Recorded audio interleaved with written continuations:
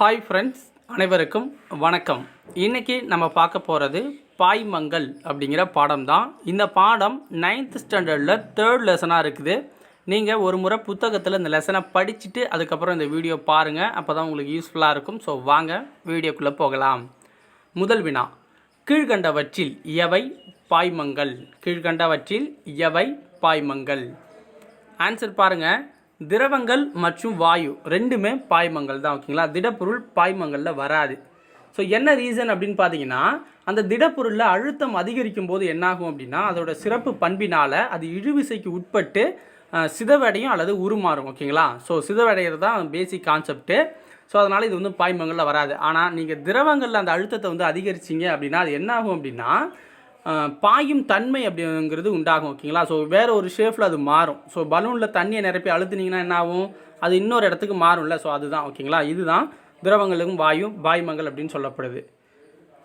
வளிமண்டலத்தில் மேகங்கள் மிதப்பதற்கு அவற்றின் குறைந்த டேஷ் காரணம் அப்படின்னு சொல்கிறாங்க. வளிமண்டலத்தில் மேகங்கள் மிதப்பதற்கு அவற்றின் குறைந்த அடர்த்தி தான் காரணமாக இருக்குது. அடுத்து பாருங்கள், கீழ்கண்ட கூற்றுக்களை கவனி. முதல் கூற்று என்ன? வாயுக்களை எளிதாக அமுக்க இயலும். வாயு இருக்குல்ல, அதை ஈஸியாக அமுக்க இயலும் அப்படின்னு சொல்கிறாங்க. இது சரியானது. ஆனால் திரவங்களை அமுக்க முடியாது அப்படின்னு சொல்கிறாங்க. அப்போ இதுவும் சரிதான். கூற்று இரண்டுமே சரி. ஓகேங்களா. அடுத்தது, எஸ்ஐ அலகுகளில் உந்து விசையின் அலகு என்ன? எஸ்ஐ அலகு இருக்குல்ல, அதில் உந்து விசையோட அலகு என்ன சொல்லுவாங்க? ஆன்சர் நியூட்டன் அப்படின்னு சொல்லுவாங்க. ஓகேங்களா, நியூட்டன் உந்து விசையோட அலகு. எஸ்ஐ அலகுகளில் உந்து விசையின் அலகு நியூட்டன் அப்படின்னு சொல்லுவாங்க. அதுவே அழுத்தத்தின் அலகு அப்படின்னா நியூட்டன் பெர் சதுர மீட்டர் அல்லது நியூட்டன் மீட்டர் ஸ்கொயர், அதாவது -2 அப்படின்னு சொல்லுவாங்க. அதை நியூட்டன் மீட்டர் -2. ஓகேங்களா. அடுத்தது, ஒரு நியூட்டன் மீட்டர் -2 அப்படிங்கிறது ஒரு பாஸ்கலுக்கு சமமானது அப்படின்னு சொல்கிறாங்க. ஓரலகு பரப்பின் மீது செயல்படும் உந்து விசை அப்படிங்கிறது டேஷ் எனப்படும். ஓரலகு பரப்பின் மீது செயல்படும் உந்து விசை டேஷ் எனப்படும் அப்படின்னு சொல்கிறாங்க. ஆன்சர் என்ன அப்படின்னு பார்த்தீங்கன்னா அழுத்தம் எனப்படும். ஓரளவுக்கு பரப்பின் மீது செயல்படும் உந்து விசை தான் அழுத்தம் அப்படின்னு சொல்லப்படுது. ஓகேங்களா. அடுத்தது, கூற்று மலை ஏறுபவர்களுக்கு கடல் மட்டத்தை விட அழுத்தம் அதிகமான சுரங்கங்களில் வேலை செய்பவர்களுக்கும் சிறப்பான சுவாசிக்கும் கருவிகள் தேவைப்படுது. காரணம், மனிதனின் நுரையீரல் கடல் மட்ட வளிமண்டல அழுத்தத்தில் சுவாசிப்பதற்கு ஏற்ப தகுந்த தகவமைப்பை கொண்டுள்ளது அப்படின்னு சொல்கிறாங்க. ஸோ இதில் கூற்று சரியா காரணம் சரியா அப்படின்னு பார்த்தீங்கன்னா ரெண்டுமே சரிதான். ஓகேங்களா, ரெண்டுமே சரிதான். அடுத்த வினா, பூமியானது குறிப்பிட்ட ஏறத்தாழ டேஷ் உயரம் வரை காற்றால் சூழப்பட்டுள்ளது. பூமி வந்து எவ்வளோ உயரம் வரைக்கும் காற்றால் சூழப்பட்டிருக்கு ஒரு அப்ராக்சிமேட்டாக அப்படின்னு பார்த்தீங்கன்னா 300 கிலோமீட்டர் வரைக்கும் தான். 300 கிலோமீட்டர் வரைக்கும் தான். ஸோ அடுத்து பார்த்தீங்க அப்படின்னா, வளிமண்டலத்தின் அடர்த்தியானது கடல் மட்டத்திலிருந்து உயரே செல்லும் போது டேஷ் ஆகும். வளிமண்டலத்தின் அடர்த்தியானது கடல் மட்டத்திலிருந்து உயரே செல்லும் போது என்னவாகும் அப்படின்னு பார்த்தீங்கன்னா குறையும். ஓகேங்களா, அடர்த்தி வந்து குறையும் அப்படின்னு சொல்கிறாங்க. பாதரச காற்றழுத்த மானியை உருவாக்கியவர் யார்? பாதரச காற்றழுத்த மானியை உருவாக்கியவர் யார்? ஸோ ஆன்சர் என்ன அப்படின்னா டாரிசெல்லி. ஓகேங்களா, டாரிசெல்லி அப்படிங்கிறவர் தான் கொண்டு வந்தார்.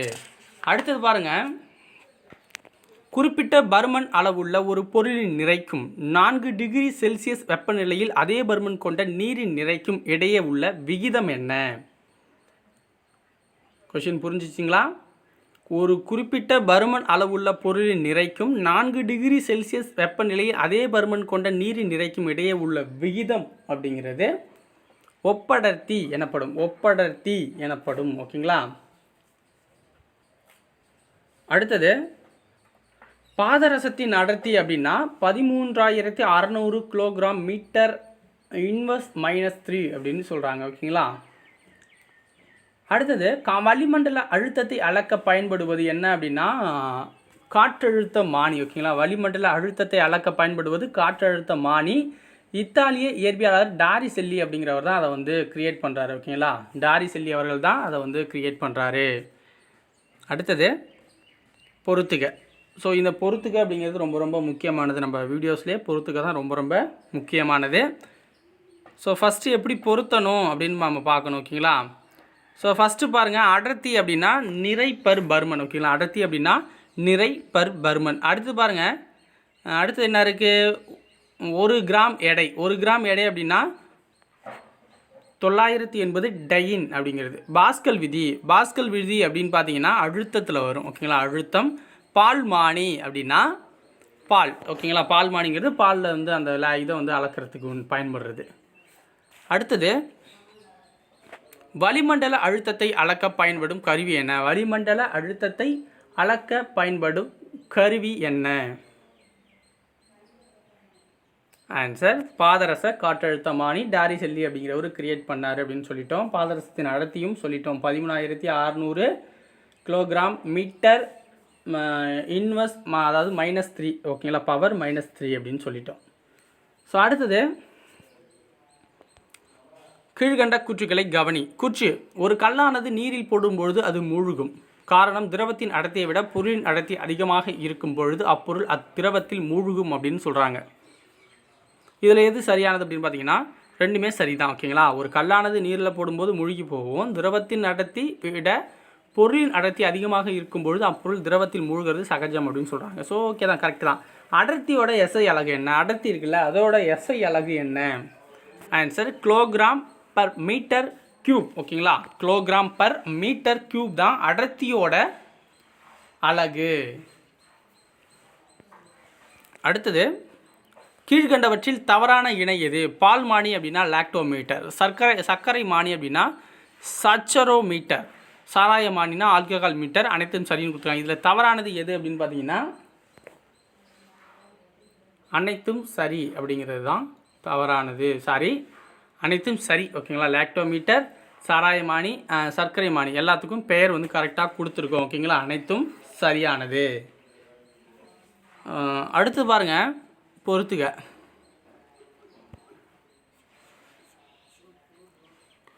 வளிமண்டல அழுத்தம் அப்படின்னா 101.3 kPa. ஓகேங்களா, 101.3 kPa. ஒரு பாஸ்கல் அப்படின்னா, ஒரு பாஸ்கல் அப்படிங்கிறது 1 நியூட்டன் மீட்டர் ஸ்கொயரில் இன்னும் -2. ஓகேங்களா, பாய்மம் ஏற்படுத்தும் அழுத்தம் அப்படிங்கிறது என்ன அப்படின்னா HPG அப்படின்னு சொல்லுவாங்க. HPG. ஓகேங்களா, அடர்த்திக்கான குறியீடு ரோ. அடர்த்திக்கான குறியீடு ரோ. அடுத்தது, அழுத்தத்தின் அலகு என்ன? அழுத்தத்தோட அலகு என்ன? ஆன்சர் நியூட்டன்னு சொல்லுவாங்க, அல்லது நியூட்டன் பர் சதுர மீட்டர். ஓகேங்களா, நியூட்டன் பர் சதுர மீட்டர். 76 சென்டிமீட்டர் உயரம் கொண்ட பாதரச தம்பம் ஏற்படுத்தும் அழுத்தம் என்ன? 76 சென்டிமீட்டர் உயரம் கொண்ட பாதரச தம்பம் ஏற்படுத்தும் அழுத்தம் ஒரு ஆட்டம். ஓகேங்களா, ஒரு ATM. கீழ்கண்ட கூற்றுகளில் தவறானது எது அப்படின்னு கேட்குறாங்க. எரிபொருள் நிரப்பும் இடங்களில் வாகனங்களின் டயர் அழுத்தம் PSI என்னும் அலகால் குறிப்பிடப்படுகிறது. இது சரியா? சரி. ஓகேங்களா, அடுத்தது, PSI என்னும் அலகு ஒரு அங்குலத்தில் செயல்படும் ஒரு பாஸ்கல் அழுத்தம் அப்படிங்கிறாங்க. இதுவும் சரியானது. இது அழுத்தத்தை அளக்கும் ஒரு பழமையான முறை. இதுவும் சரியானது. அப்போ அனைத்துமே சரியாக தான் கொடுத்துருக்காங்க. தவறானது அப்படின்னு எதுவும் கிடையாது. ஓகேங்களா, அடுத்தது, தனிச்சுழி அழுத்தம் அப்படிங்கிறது என்ன? வளிமண்டல அழுத்தம் மைனஸ் அளவி அழுத்தம் அப்படிங்கிறது தான். ஓகேங்களா, பால்மானி அளவிடும் சராசரியான பாலின் அளவீடு என்ன? பால்மானி இருக்குல்ல, அது அளவிடும் சராசரியான பால் அளவீடு என்ன? பாலின் அளவீடு என்ன? ஆன்சர் 32. கீழ்கண்ட கூற்றுக்களை கவனி. கூற்று: நன்னீரை விட உப்பு நீர் அதிகமான மிதப்பு விசையை ஏற்படுத்தும். காரணம், மிதப்பு விசையானது பாய்மங்களின் பருமனை சேர்ந்தது போல அதன் அடர்த்தியும் சார்ந்தது அப்படின்னு சொல்கிறாங்க. ஆன்சர் என்ன? கூற்று, காரணம் இரண்டுமே சரி. நன்னீரை விட உப்பு நீர் அதிகமான மிதப்பு விசையை ஏற்படுத்தும். மிதப்பு விசையானது பாய்மங்களின் பருமனை சேர்ந்தது போல அதன் அடர்த்தியையும் சார்ந்துள்ளது அப்படிங்கிறாங்க. அடுத்தது கடைசி வினா. ஓகேங்களா, இந்த பாடத்தோட கடைசி வினா, தவறான இணையை கண்டுபிடிக்கணும். பிக்னோமீட்டர் அப்படின்னா ஒப்படத்தை அளக்க பயன்படுறது. திரவமானி அப்படின்னா மிதத்தல் தத்துவத்தை வந்து விளக்குது. ஆர்கிமிடிஸ்னா யுரேகா. நீரியல் மானி அப்படின்னா பாலின் தூய்மையை அளக்க பயன்படுதுன்னு சொல்கிறாங்க. இதில் எது தவறான ஒரு இணையாக இருக்கும் அப்படின்னு பார்த்தீங்கன்னா நீரியல் மானி அப்படிங்கிறது பாலின் தூய்மையை அளக்க பயன்படுது அப்படிங்கிறது தவறானது. ஓகே, நீரியல் மானி வந்து பாலோட தன்மையை அளக்க பயன்படுறது கிடையாது. ஓகேங்களா.